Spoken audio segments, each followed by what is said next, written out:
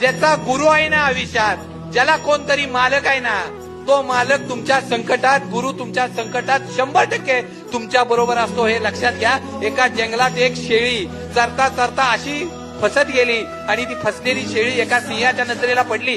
सिंह म्हणाला, एक नंबर काम झालं, आपलं आज जेवणाचं काम झालं. आणि तो सिंह त्या शेळीच्या मागे लागला. शेळी पळत पळत एका दलदलीत जाऊन फसली, तिथंच बसली.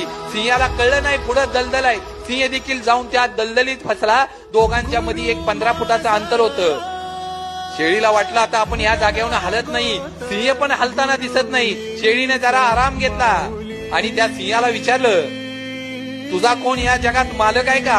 तुझा कोण या जगात गुरु आहे का? सिंह म्हणला, मला कोण मालक? मी स्वतः राजा आहे, माझा मालक मीच, मला कोण मालक असू शकेल? शेळी म्हणली, तुझ्या आयुष्याचं सगळ्यात वाईट दिवस म्हणजे ती की तुला कोणी मालक नाही. पण माझ्या आयुष्याचं सगळ्यात मोठं ध्येय, माझ्या आयुष्याचं सगळ्यात मोठं कल्याण, मला कोणतरी गुरु आहे, मला कोणतरी मालक आहे.